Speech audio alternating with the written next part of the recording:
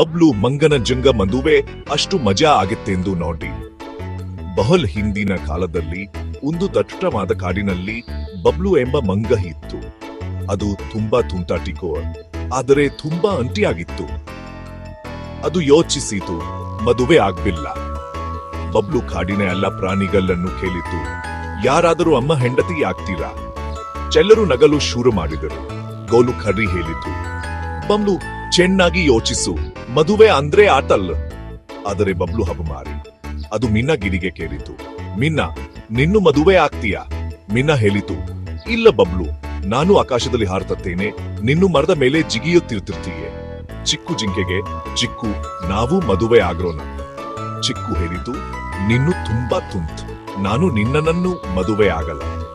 ಗಜ್ಜು ಆನೆಗೆ, ಗಜಂಜು ನಿನ್ನ ಮಗಳನ್ನು ಅನ್ನಗೆ ಮದುವೆ ಮಾಡಿಕೊಡು.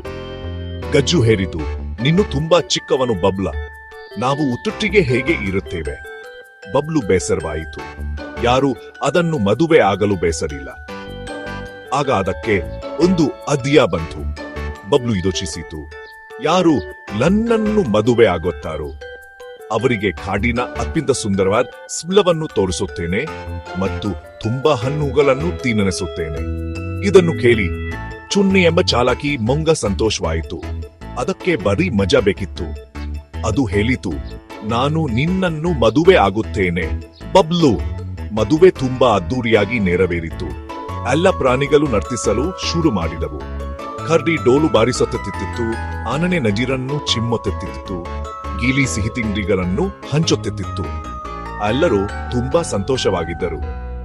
ಬಬ್ಲು ಕೂಡ ಮುಗುನ್ನಗುತ್ತಿತ್ತು, ಯಾಕೆಂದರೆ ಅದಕ್ಕೆ ಕೊನೆಗೂ ಅದರ ಪರಿಪೂರ್ಣ ಜೋಡಿ ಸಿಕ್ಕಿತು.